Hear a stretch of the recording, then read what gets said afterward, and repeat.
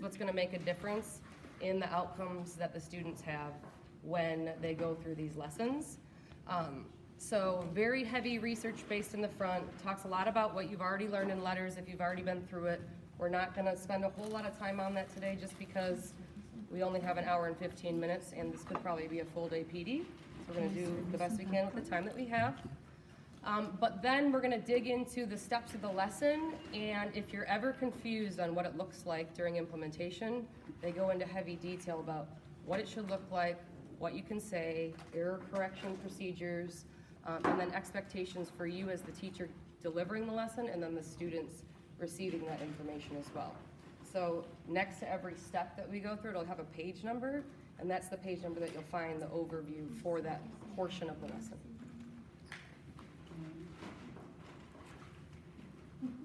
All right, so UFLI at Foundations is very heavy on the decoding side of the simple view of reading, knowing that during our whole group instruction and throughout the whole day, we're trying to build up the language comprehension or the linguistic comprehension side, but knowing that this foundational piece is really addressing phonemic awareness, phonics, decoding, encoding, and then reading and spelling.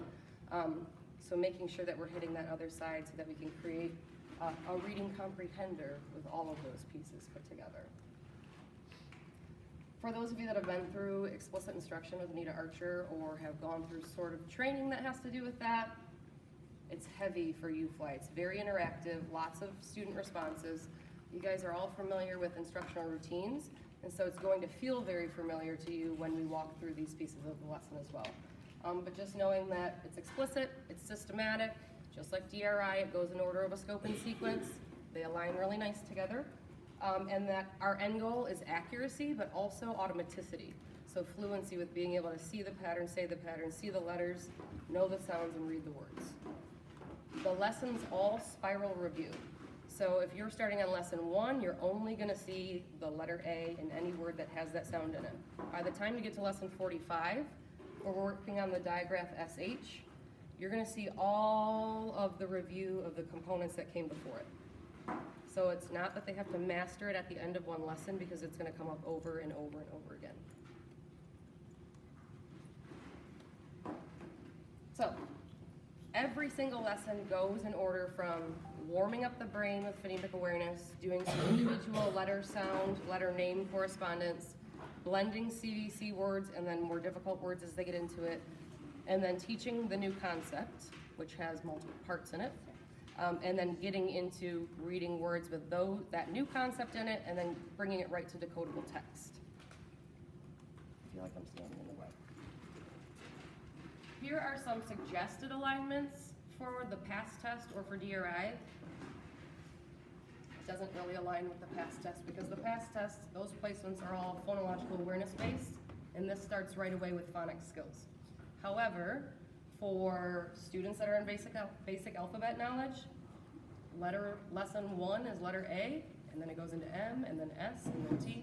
Or actually, sorry, the first one is not A. I think it's M. We can look at it. Anyway, by the time they get 3 consonants and 1 vowel, it goes right into CVC or VC words. So trying to target those skills and blending right away. There's an asterisk by all these, because if you have a group of students in your small group and they've already mastered what would come for lesson 1, you don't have to start there. So you can kind of get that inventory of what letters and sounds or what skills they already have, and we can adjust where they are based on that. For example, last year when we were looking at, I think Kate's group, they were working on blends and digraphs, and some of the kids I think needed short vowel sounds, so they have a CVC review lesson that you can start at before any of the digraphs and things come into play. So when we look at the scope and sequence, you can kind of get creative where your groups are going to start, knowing that it's going to review everything that came before it, and we don't always have to start right at the beginning because they might master that individual sound correspondence. For using letter patterns and using letter sounds, at lesson 19, that's where CVC words come into play, which is what using letter sounds and using letter patterns is targeting, but we can get creative if they need more heavy review in a certain short vowel to be able to do those CVC words, we can back up to a different lesson, and so on and so forth. The biggest difference with UFLI is that they don't specifically label a set of lessons as blends. And actually, it's a big hot topic right now in the literacy world because the word blending was really meant to be a verb. Because if you think of like the blend SL in the word slime, you hear every individual sound in that word, so you're really not decoding it any different than you would a CVC word or any other word with individual sounds, unlike a digraph where two letters make one sound. So there is no separate blending lesson, but you will see in some of the lessons they start to cluster consonants together. So we'll have to dig into that as well. And then vowel consonant E lessons start on 54, and so on. Multisyllabic words can come into play in multiple areas, so that's another one we'll have to dig into. It does bring in some morphemes, so some suffixes and prefixes as well. Simple ones, of course.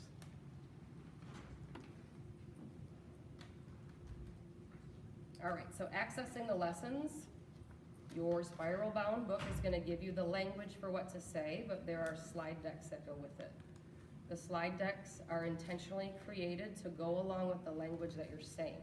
And so when we get into the demo lesson, we're going to stop. I'm going to put my presentation coach hat on to talk about it, but I'm also going to put on my teacher hat to show you what can make it a little bit easier. And then we're going to also hear from Kate, hopefully, to see what's worked for her as far as technology and things like that go. There are parts of the lessons where you can use their digital components, or you can use a resource that you like best. And we'll talk more about that as well. With each lesson, there is a decodable page story that goes with it. What I love about it is real people made these, like you and me, and some of them are really funny.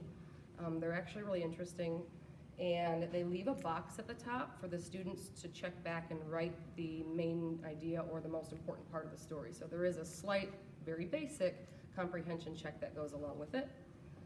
There's also an independent practice page where you can use that in your reading stations or centers or your independent work during your small group time. It's called the roll and read, and all you need is a dice and they roll it. A lot of teachers use partners with this for accountability where they roll it. Let's say they roll a 1, they have to read the first word that comes under the 1 and highlight it to know that they've done it, and their partner checks and makes sure that that letter sound correspondence is correct.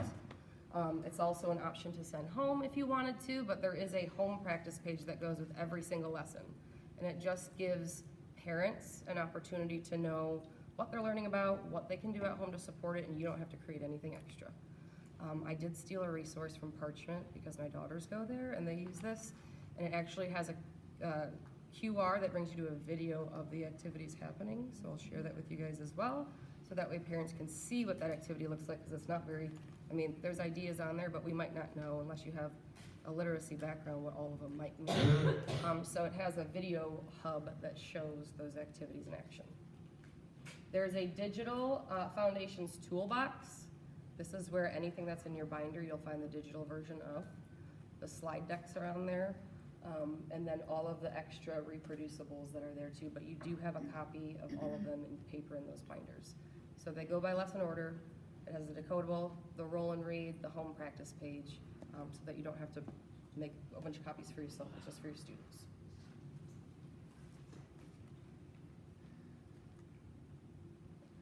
This book goes really heavy into preparation, because if we don't have our space, our students, and ourselves prepared, these lessons can get really hairy, meaning you're going to be putting out fires, which I know are inevitable anyway, sometimes, but the more we can get our students prepared for working away from you, for the kids that aren't in front of you, and the more we have an understanding of how that lesson structure looks, the better it's going to go and the easier it gets. And again, like everything, the more we do it, the better we get at it. So just knowing that at first it's going to seem really slow and drawn out, and then it starts to get a little bit faster with the way that it works. So just knowing that there are some suggestions in the spiral for how to prepare for it. So if you want to dig into that, that's on there as well. All right, so if you want to turn to page 22 in your spiral, we're going to go over the different lesson steps.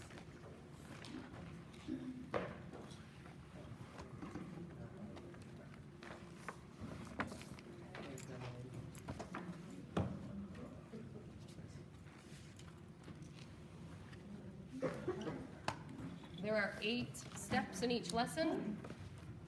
This resource was created for actually whole group instruction for K2, and then small group or intervention for any grade, K and beyond.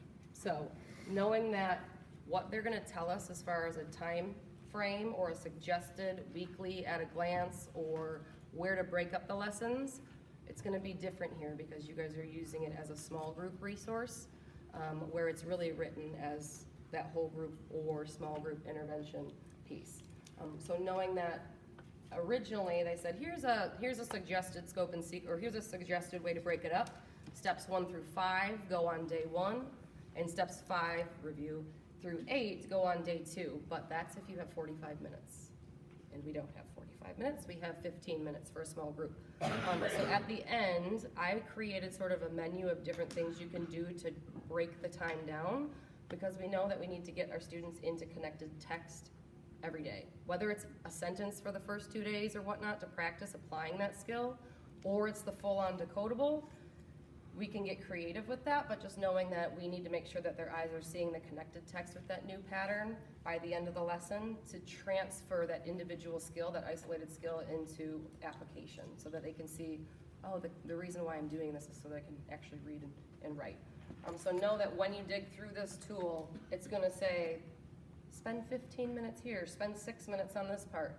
We're gonna adjust it a little bit so that we can make it work with our small groups. But in a perfect world, we'd have 45 minutes for every small group, right? Which is not the case. So you'll see it broken up in some of the items as day 1 and day 2, but it might look different for you guys. So the very first thing to know is that steps 1 through 4 are all review. So it's just getting that brain warmed up and ready with all of the concepts they've already learned. They're not even hearing anything new until step 5 when you introduce the new concept. When we introduce the new concept, we have a couple of different steps because we're going to be talking about where we can see this pattern in a word, some examples, and then how our mouth feels when we make that sound.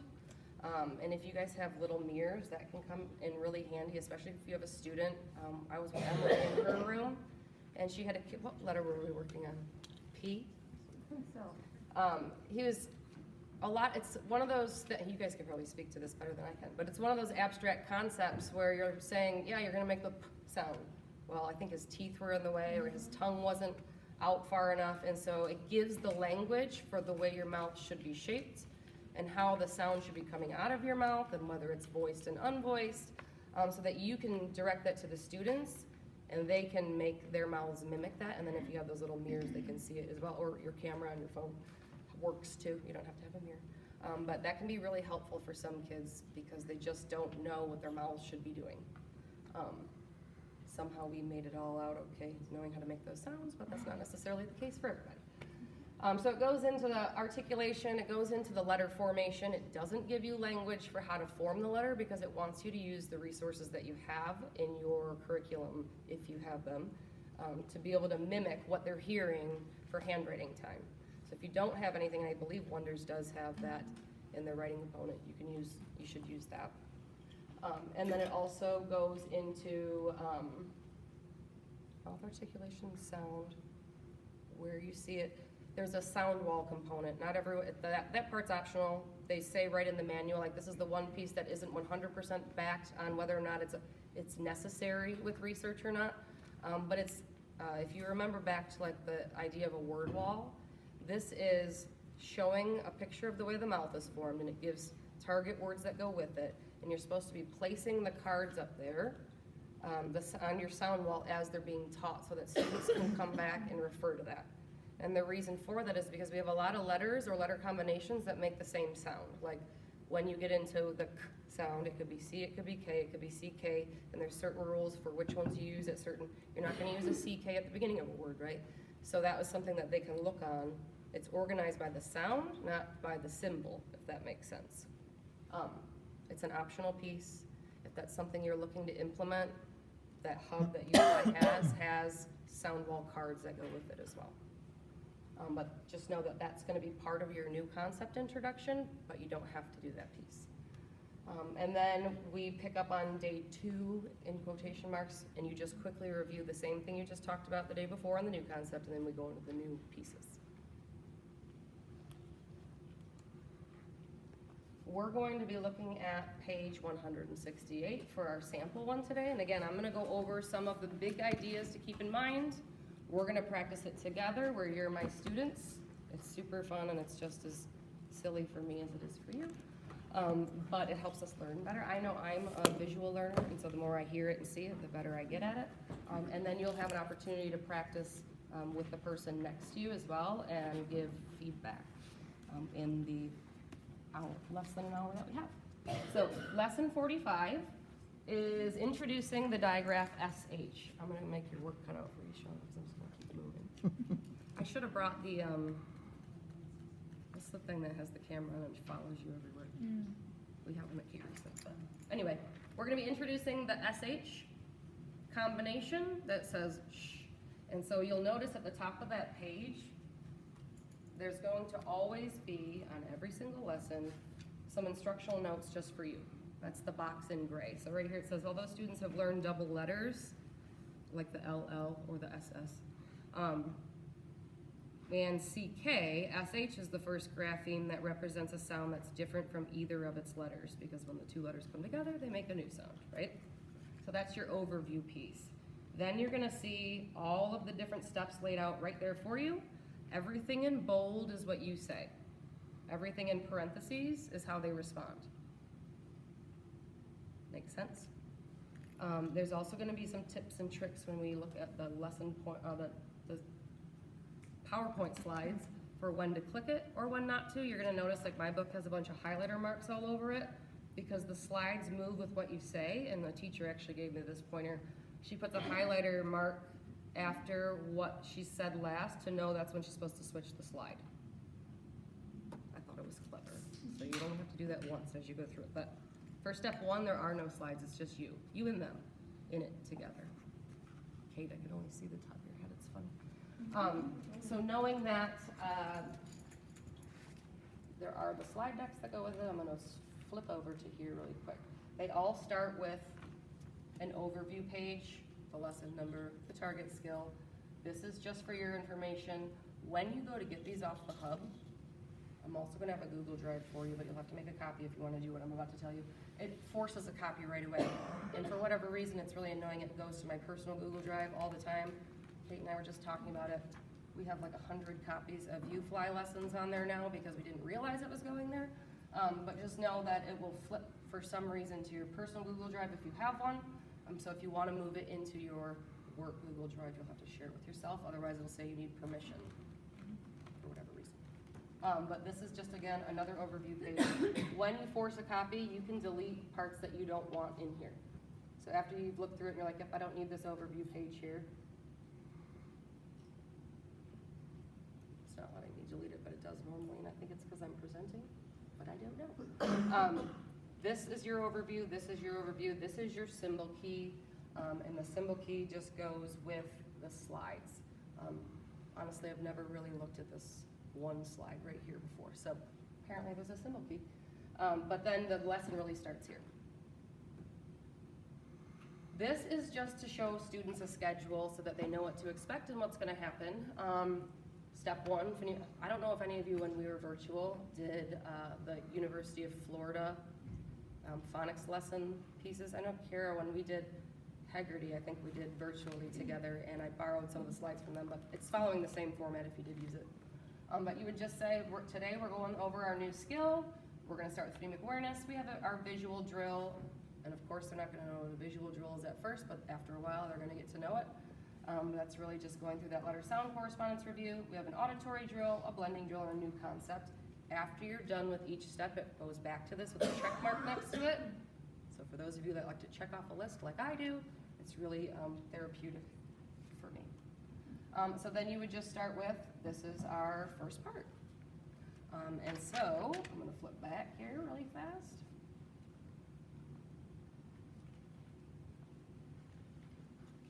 When you're getting into step one, and this might be where your notes come into play, because the idea is that you're holding on to the sounds instead of separating them. Even though it says segmenting, it's continuous phonation, and the reason for that is because what they're finding out is that if we can hold the sounds without stopping in between, it allows for recoding that word to be easier for students and transfers quicker into automatic recognition of those words when they see them together. So even though step 1 has a blending and a segmenting component, it's segmenting because you're saying the word and they're separating the sounds. It's really smooth segmentation is what it should say. So you just start out with, I'm gonna say some sounds and you're gonna say the word. Whatever your teacher magic is to show them that you all answer at the same time. It's a lot easier in a small group. You probably don't need to have a magic hand signal or whatnot. But this is where you can throw your twist on it to do the routines how you would normally do them.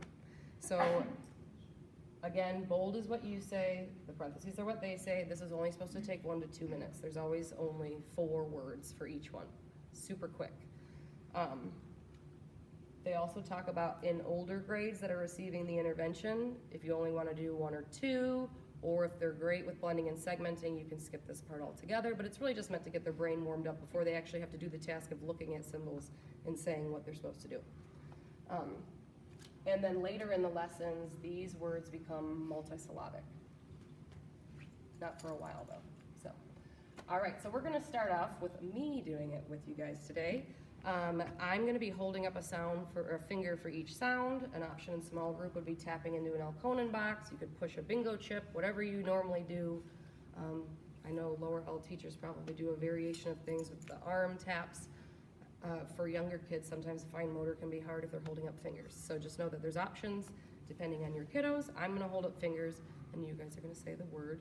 And I hate holding sounds together, so I'm gonna try my best to hold them the way that they're supposed to be. All right, so I'm gonna say the sounds, you're gonna say the word. The first word is rock. What word? Rock. Good job. Here's your next word. Luck. Good job. I like the way that you put those sounds back together for me. I'm gonna skip the next 2 because you guys are gonna practice. And then before you practice, I'm gonna move over to the segment ones. All right, now we're gonna flip boys and girls. Now I'm gonna say the word, and your job is to say the sounds. So whether or not you wanna hold up a finger, as you are my older students, you can decide what you wanna do. You might not even need a finger, but whatever you have your students do, just make sure it's consistent. All right, so the first word is pick. What word is it? Pick. Say the sounds and pick. Good job. And then you would continue on.